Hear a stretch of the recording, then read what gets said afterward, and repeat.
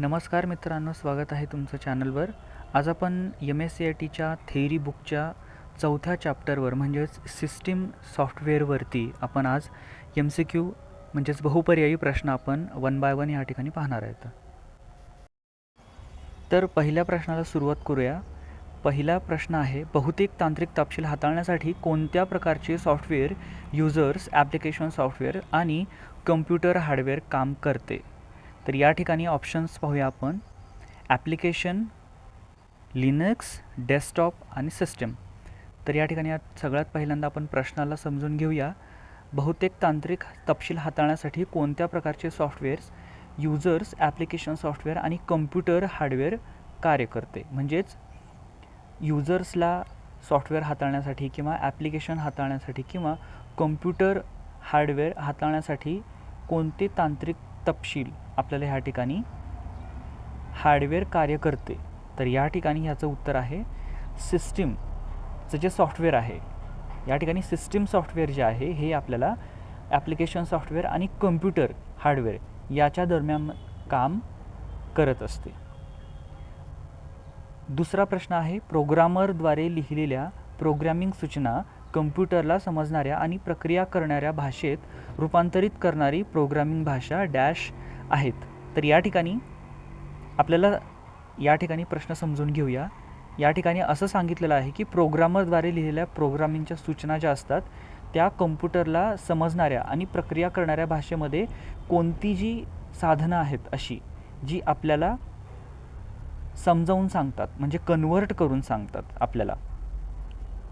आपली जी भाषा असते ती कम्प्युटरला समजत नाही आणि जी कम्प्युटरची जी भाषा असते ती आपल्याला समजत नाही. त्याच्यामुळे आपण जे इनपुट देत असतो तर त्याला आपल्या भाषेत ते इनपुट डिव्हाइस जे असतात तर ते आधी कन्वर्ट करून घेतात आणि त्याच्यानंतर मग ते ह्याच्यावरती प्रक्रिया करत असतात. तर या ठिकाणी ह्याचं दुसऱ्या प्रश्नाचं उत्तर आहे या ठिकाणी अनुवादक म्हणजेच ट्रान्सलेटर्स या ठिकाणी ह्याचं बरोबर उत्तर आहे. तिसरा प्रश्न पाहूया आपण. मेमरीमध्ये संग्रहित विविध ॲप्लिकेशन्समध्ये स्विच करण्याच्या क्षमतेला काय म्हणतात? तर या ठिकाणी ऑप्शन्स पाहूया आपण. विचलन, दुसरा ऑप्शन आहे ऑपरेशनल इंटरफरन्स, त्याच्यानंतर तिसरं ऑप्शन आहे मल्टीटास्किंग आणि सगळ्यात चौथं ऑप्शन आहे प्रोग्रॅमिंग. तर या ठिकाणी याचं बरोबर उत्तर आहे या ठिकाणी तिसऱ्याचं उत्तर आहे मल्टीटास्किंग. मल्टीटास्किंग म्हणजे काय? विविध ॲप्लिकेशन्समध्ये स्विच करण्याच्या क्षमतेला आपण त्या ठिकाणी काय म्हणत असतो? तर आपण त्याला मल्टीटास्किंग म्हणत असतो. तर समजा मी एकाच वेळेस पेंटिंगसुद्धा करतो आहे, त्याच्यानंतर मी वर्डमध्ये सुद्धा काम करतो आहे आणि मी लगेच त्या ठिकाणी गाणीसुद्धा ऐकतो आहे आणि त्याच्यानंतर मी काय करतो, पॉवर पॉईंटमध्ये प्रेझेंटेशन पण करतो. ह्या ठिकाणी आपण एकच काम म्हणजे वेगवेगळे काम आपण एकदाच करतो, त्याला आपण मल्टीटास्किंग असं ह्या ठिकाणी आपण म्हणत असतो. म्हणजेच विविध ॲप्लिकेशनमध्ये आपण स्विच करण्याच्या क्षमतेला आपण त्या ठिकाणी मल्टीटास्किंग असं म्हणतो. सो ह्याचं उत्तर बरोबर मल्टीटास्किंग आहे. चौथा प्रश्न आहे या ठिकाणी, प्रोग्रामसाठी ग्राफिक प्रदर्शन फाईलचा प्रकार किंवा फंक्शन असं काय असतं? म्हणजे एखादा प्रोग्राम असेल, म्हणजेच एखादा प्रोग्राम म्हणजे एखादा ॲप्लिकेशन असेल तर त्याचं प्रदर्शन, ग्राफिक प्रदर्शन किंवा फाईलचा प्रकार किंवा त्याचं फंक्शन काय आहे ते आपल्याला सांगायचं आहे. या ठिकाणी ऑप्शन आहेत आपल्याला ॲप, दुसरा आहे इमेज, तिसरा आहे आयकॉन आणि चौथा आहे सॉफ्टवेअर. तर ह्याचं बरोबर उत्तर या ठिकाणी आहे आयकॉन. म्हणजेच जसं फेसबुकचं आयकॉन असतं, तसं या ठिकाणी व्हॉट्सअपचं आयकॉन असतं, तसं ह्या ठिकाणी आपल्याला प्रोग्रामचं एक ग्राफिक प्रदर्शन आपल्याला ह्या ठिकाणी म्हणजेच आयकॉन झालं त्या ठिकाणी. त्याच्यानंतर पाचवा प्रश्न आहे या ठिकाणी आपल्याला, ऑपरेटिंग सिस्टीम वैशिष्ट्य माऊसद्वारे नियंत्रित केले जाते आणि सध्याच्या कार्यपद्धतीनुसार आकार बदलते, त्याला आपण काय म्हणतो? तर पहिला ऑप्शन आहे डायलॉग बॉक्स, दुसरा आहे माऊस, तिसरा आहे मेन्यू आणि चौथा आहे पॉइंटर. तर ह्या ठिकाणी ह्याचं बरोबर उत्तर आहे या ठिकाणी ड, म्हणजेच नाही, याचं बरोबर उत्तर आहे ह्या ठिकाणी पॉइंटर, ड बरोबर आहे. सो लक्षात घ्या, आपला जो पॉइंटर असतो तर तो कार्यपद्धतीनुसार आकार बदलतो. म्हणजेच एखादा शेप जर तुम्ही इन्सर्ट करायला घेतलात तर त्याला 4 बाणं येतात, ठीक आहे. तर अशा पद्धतीनं आपल्या त्या ठिकाणी वेगवेगळे त्याचे कार्यपद्धती असते, त्याच्यानुसार तो आकार या ठिकाणी बदलत असतो, यालाच म्हणायचं आहे आपण. याचं बरोबर उत्तर आहे या ठिकाणी ड म्हणजेच पॉइंटर.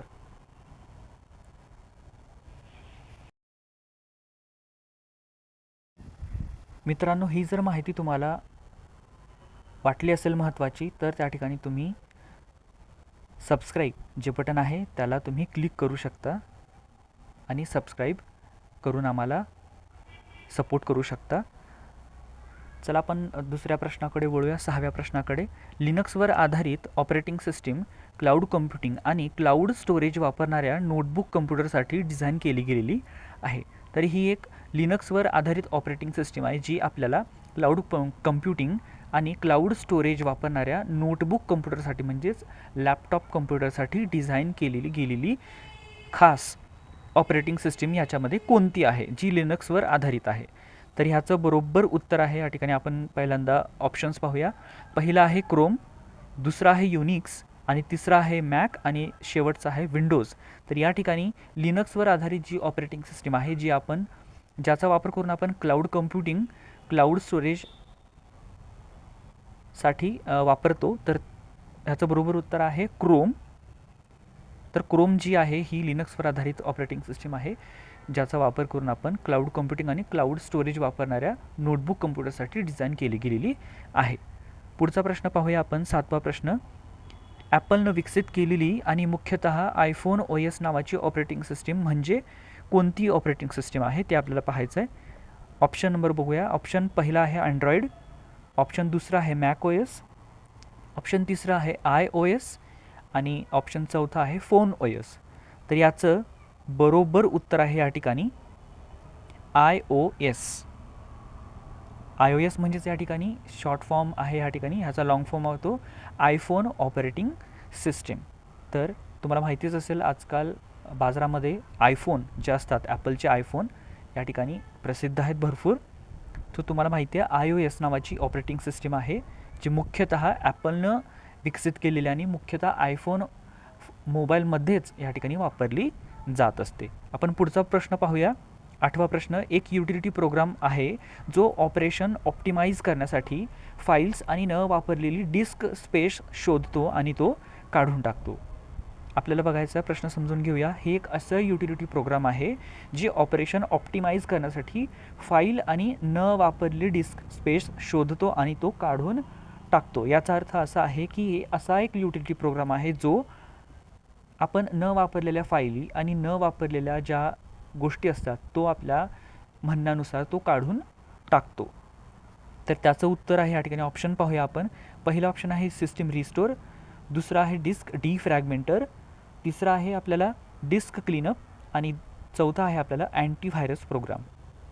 सो 8व्या प्रश्नाचं या ठिकाणी बरोबर उत्तर आहे डिस्क डिफ्रॅगमेंटर. डिस्क डिफ्रॅगमेंटर म्हणजे काय की आपल्या कम्प्युटरवर असलेल्या ज्या न वापरलेल्या फाईली आहेत आणि ऑप्टिमाइज ज्या फाईली आहेत. ऑप्टिमाइज म्हणजे काय, एकाच्या खाली एक आपण डेट वाईज किंवा त्याच्या MB वाईज KB वाईज आपण ज्याला आपण सॉर्ट करून ठेवतो त्याला ऑप्टिमाइज असं म्हटलं जातं. तर या ठिकाणी ह्याचं बरोबर उत्तर आहे क म्हणजेच डिस्क डिफ्रॅगमेंटर.